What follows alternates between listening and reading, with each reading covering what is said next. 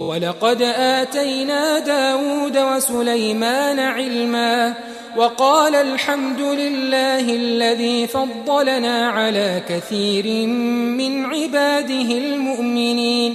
وورث سليمان داود وقال يا أيها الناس علمنا منطق الطير وأوتينا من كل شيء إن هذا لهو الفضل المبين.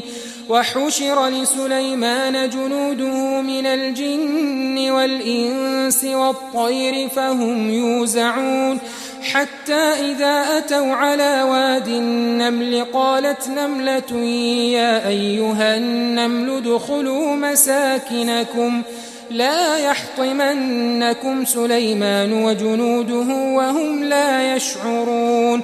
فتبسم ضاحكا من قولها وقال رب أوزعني أن أشكر نعمتك التي أنعمت علي وعلى والدي وأن أعمل صالحا ترضاه وأدخلني برحمتك في عبادك الصالحين. وتفقد الطير فقال ما لي لا أرى الهدهد أم كان من الغائبين لأعذبنه عذابا شديدا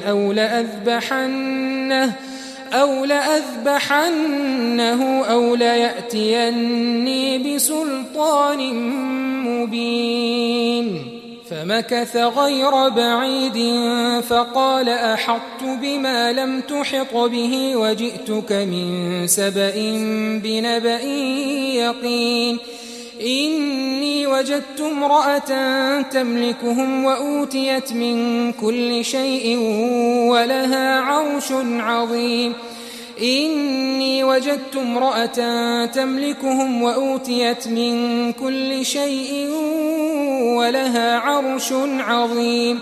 وجدتها وقومها يسجدون للشمس من دون الله وزين لهم الشيطان أعمالهم فصدهم عن السبيل فهم لا يهتدون.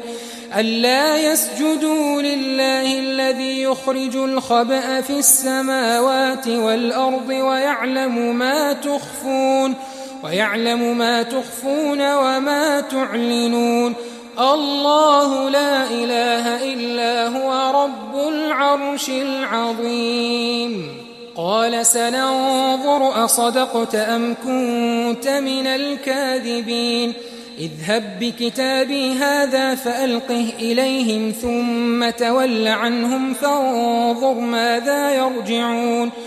قالت يا أيها الملأ إني ألقي إلي كتاب كريم إنه من سليمان وإنه بسم الله الرحمن الرحيم.